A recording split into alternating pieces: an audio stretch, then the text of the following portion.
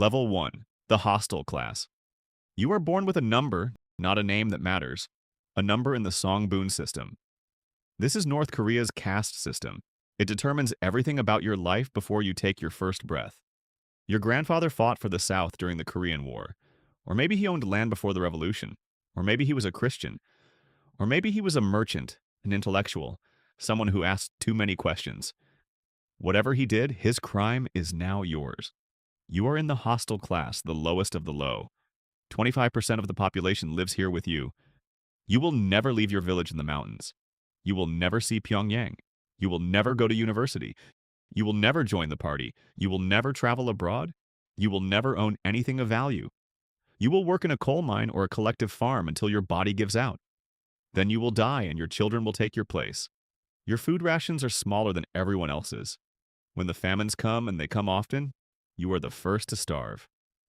In the winter, you eat bark soup.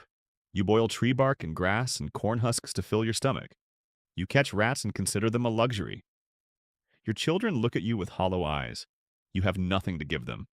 Some people in your class disappear. They said something wrong. They looked at a portrait of the supreme leader with an expression that someone interpreted as disrespectful. They listened to a South Korean radio broadcast. They tried to cross the river into China. They are sent to the camps. Juan Leo political prison camps. No one comes back from the camps. You've heard the rumors from the guards who drink too much. Whole families vanish. 3 generations punished for one person's mistake. Grandparents, parents, children, all sent to dig in the mines until they die. You keep your head down. You work 16 hours a day. You don't ask questions. You don't think questions. You hope that one day, maybe in 100 years, your descendants will be allowed to be human. Level 2, the wavering class. You are in the middle. Not loyal enough to be trusted. Not disloyal enough to be eliminated. Your family has no obvious crimes, but also no obvious heroes. Maybe your father was a simple factory worker. Maybe your mother was a schoolteacher who said something critical once decades ago and someone remembered. The state isn't sure about you, so you are watched. Not as closely as the hostile class, but watched. You can work in a factory in a small city. You can become a teacher or a nurse or a low-level clerk, but you will never work in Pyongyang. The capital is reserved for the loyal. You will never travel abroad. You will never see your file, the one that determines your entire life. It sits in a government office somewhere filled with reports from informers, observations from party officials, assessments of your ideological reliability. You just know that some doors are closed. Your rations are adequate when times are good. You have electricity a few hours a day, maybe. You have a small apartment with a portrait of the supreme leader that you must keep spotlessly clean. Dust on the great leader's face is a political crime. You report to the Neighborhood Watch Committee, the INM. They know when you come home. They know who visits you.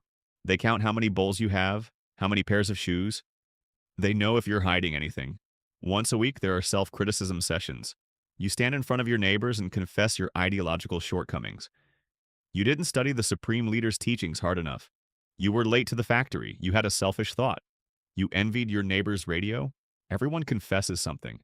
The ones who confess nothing are the suspicious ones. The ones who confess too much are also suspicious.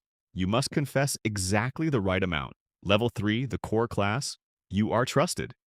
Your grandfather was a revolutionary. He fought the Japanese occupation. He marched with Kim Song across the frozen Yalu River. His loyalty runs in your blood. At least that's what the state believes. You live in a decent apartment in a regional city. You have a television. It receives only the state channel, but you have it. You watch the news every night. The same triumphant reports about record harvests and factory production, and the supreme leader brilliant guidance. You have a refrigerator even though the power goes out so often that keeping food cold is a gamble. You can apply for a bicycle permit. A bicycle is a luxury. You can visit relatives in other provinces with the right paperwork. If you apply weeks in advance and explain exactly why you need to travel, your children can go to university if they study hard, pass the ideological tests, and show proper revolutionary spirit. University means a better job, better rations, maybe even a posting in Pyongyang. You are not rich, but you are stable. You have food when others don't. You have a future when others have only survival. You are grateful to the supreme leader for everything you have. You have been taught to be grateful since the day you were born. Every meal, every piece of clothing, every breath of air is a gift from the party. You believe this. You have to believe this. The alternative is unthinkable. The alternative means everything you have built, everything your grandfather fought for was a lie. Level 4, the party member. You join the Korean Workers' Party. This is the first real step into the elite. Only 10% of the population is allowed in. You had to be recommended by existing members who vouched for your loyalty. You had to prove yourself through years of voluntary labor, unpaid work for the state. You had to memorize the teachings of the supreme leader, his father Kim Jong and his grandfather Kim Il-sung.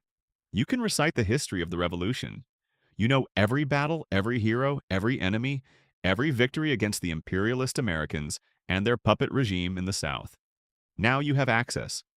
You can shop at special stores where they have goods that ordinary citizens have never seen.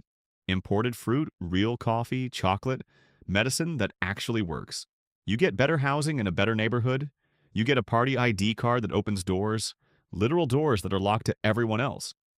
But with access comes responsibility. You must attend party meetings every week, sometimes more. You must contribute money from your salary. You must volunteer for political campaigns.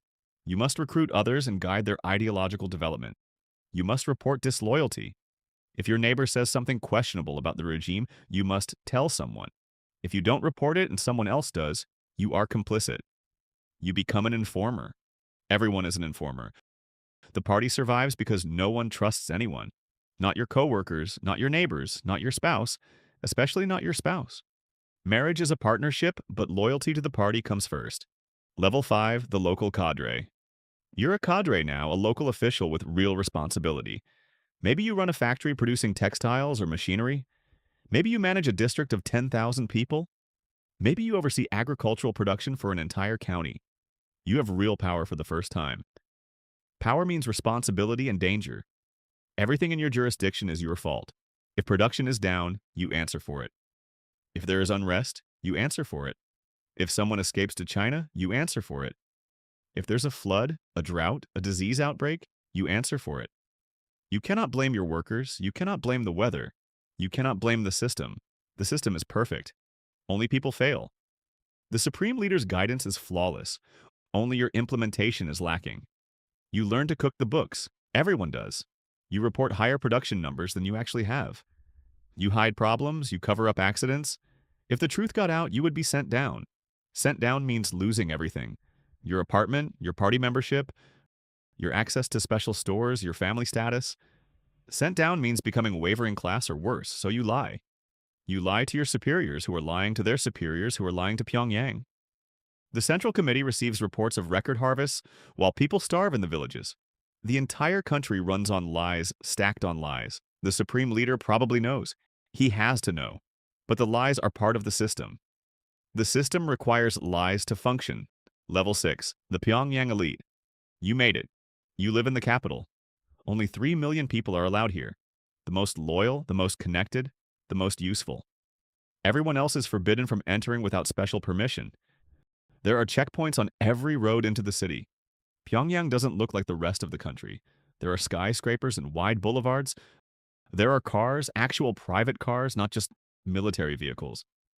There are shops with actual products in the windows. There are restaurants and theaters and parks. It looks almost modern, almost normal, almost like a real city. Foreigners who visit see only Pyongyang.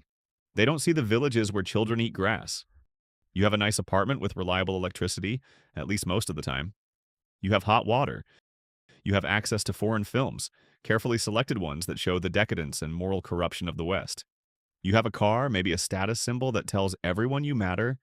You send your children to elite schools where they learn languages, sciences, and the proper way to serve the regime. But even here, you are watched, especially here. The capital is full of surveillance. Every building has informers embedded in every floor. Every office has listeners. Your phone is tapped. Your conversations are monitored. Secret police walk the streets in plain clothes, watching for any sign of disloyalty. You can fall at any moment. One wrong word, one suspicious friendship, one relative who defected to the South. The higher you rise, the longer and harder you fall.